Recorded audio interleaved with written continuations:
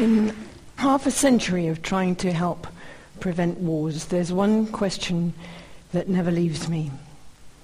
How do we deal with extreme violence without using force in return? When you're faced with brutality, whether it's a child facing a bully in the playground, or domestic violence, or on the streets of Syria today facing tanks and shrapnel, what's the most effective thing to do? Fight back? Give in? Use more force?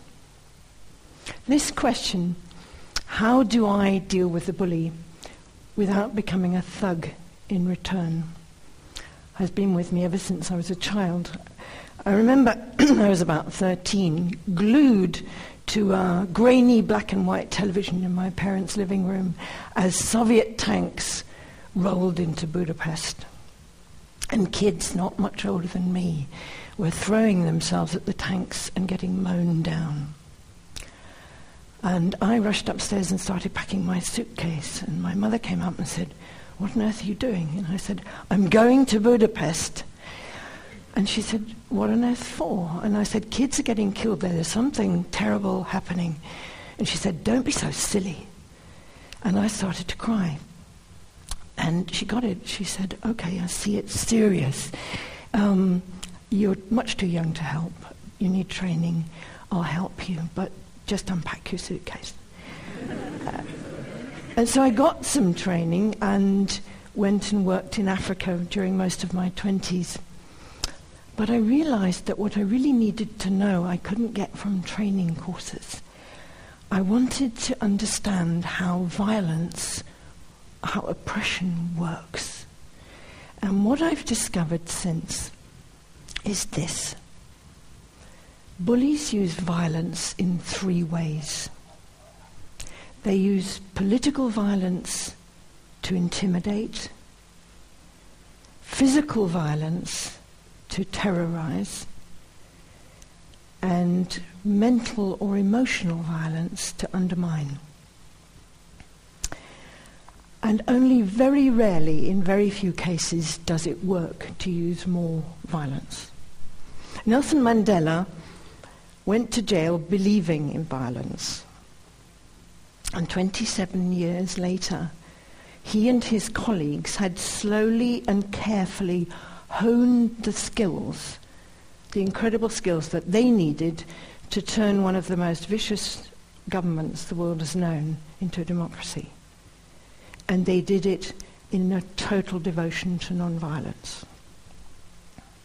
They realized that using force against force doesn't work. So what does work? Over time, I've collected about half a dozen methods that do work. Of course, there are many more that do work and that are effective.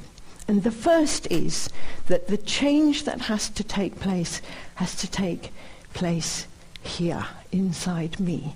It's my response, my attitude to oppression that I've got control over, that I can do something about. And what I need to develop is self-knowledge to do that. That means I need to know how I tick when I collapse, where my formidable points are and where my weaker points are. When do I give in? What will I stand up for? And meditation or self-inspection is one of the ways of it's not the only one, it's one of the ways of gaining this kind of inner power. And my heroine here, like Satish, is Aung San Suu Kyi in Burma. She was leading a group of students on a protest in the streets of Rangoon. They came around a corner faced with a row of machine guns.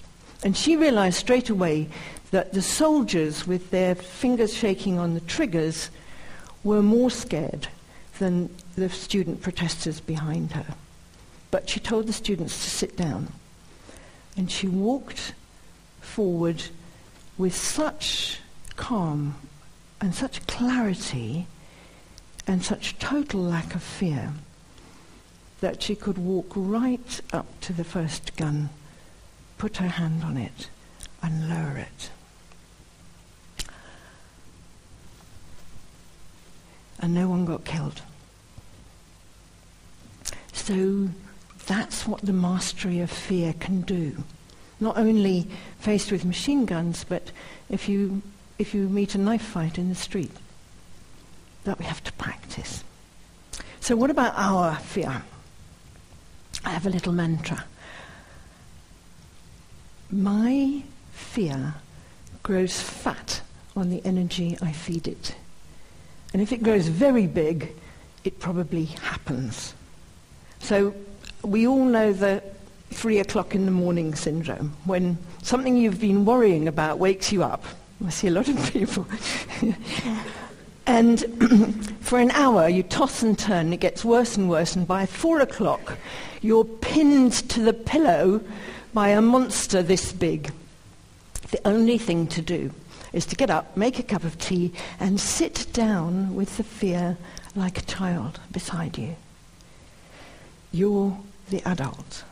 The fear is the child. And you talk to the fear and you ask it what it wants, what it needs. How can this be made better? How can the child feel stronger? And you make a plan and you say, okay, now we're going back to sleep. 7:30 we're getting up, and that's what we're going to do. I had one of these 3 a.m. episodes on Sunday, paralyzed with fear at coming to talk to you.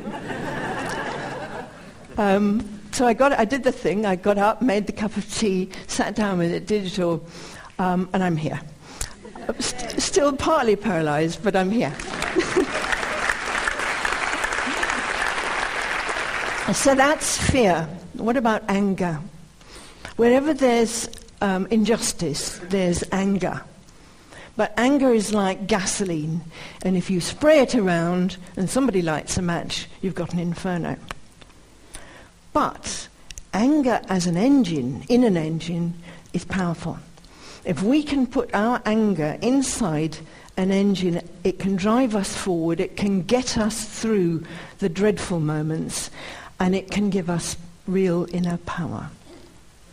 And I learned this in my work with nuclear weapon policymakers, because at the beginning I was so outraged at the dangers they were exposing us to that I just wanted to argue and blame and make them wrong.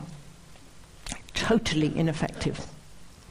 In order to develop a dialogue for change, we have to deal with our anger. It's okay to be angry with the thing, the nuclear weapons in this case, but it is hopeless to be angry with the people. They are human beings just like us. And they're doing what they think is best, and that's the basis on which we have to talk with them. So that's the third one, anger. And it brings me to the crux of what's going on, or what I perceive is going on in the world today, which is that last century was top-down power. It was still governments telling people what to do. This century there's a shift. It's bottom-up or grassroots power. It's like mushrooms coming through concrete. It's people joining up with people, as Bundy just said, miles away to bring about change. And Peace Direct spotted quite early on that local people in areas of very hot conflict know what to do. They know best what to do. So Peace Direct gets behind them to do that. And the kind of thing they're doing is demobilizing militias, rebuilding economies, resettling refugees, even liberating child soldiers. And they have to risk their lives almost every day to do this. And what they realized is that using violence in the situations they operate in is not only less humane, but it's less effective than using methods that connect people with people, that rebuild. And I think that the US military is finally beginning to get this. Up to now, their counter-terrorism policy has been to kill insurgents at almost any cost. And if civilians get in the way, that's written as collateral damage. And this is so infuriating and humiliating for the population of Afghanistan that it makes recruitment for Al-Qaeda very easy when people are so disgusted by, for example, the burning of the Quran. So the training of the troops has to change. And I think there are signs that it is beginning to change. The British military have always been much better at this. But there's one magnificent example for them to take their cue from, and that's a brilliant US Lieutenant Colonel called Chris Hughes. And he was leading his men down the streets of Najaf in Iraq, actually. And suddenly people were pouring out of the houses on either side of the road, screaming, yelling, furiously angry, and surrounded these very young troops who were completely terrified, didn't know what was going on, couldn't speak Arabic. And Chris Hughes strode into the middle of the throng with his weapon above his head, pointing at the ground, and he said, "Kneel." And these huge soldiers with their backpacks and their body armor wobbled to the ground. And complete silence fell. And after about 2 minutes, everybody moved aside and went home. Now, that to me is wisdom in action. In the moment. That's what he did. And it's happening everywhere now. You don't believe me? Have you asked yourselves why and how so many dictatorships have collapsed over the last 30 years? Dictatorships in Czechoslovakia, East Germany, Estonia, Latvia, Lithuania, Mali, Madagascar, Poland, the Philippines, Serbia, Slovenia, I could go on, and now Tunisia and Egypt. And this hasn't just happened, you know.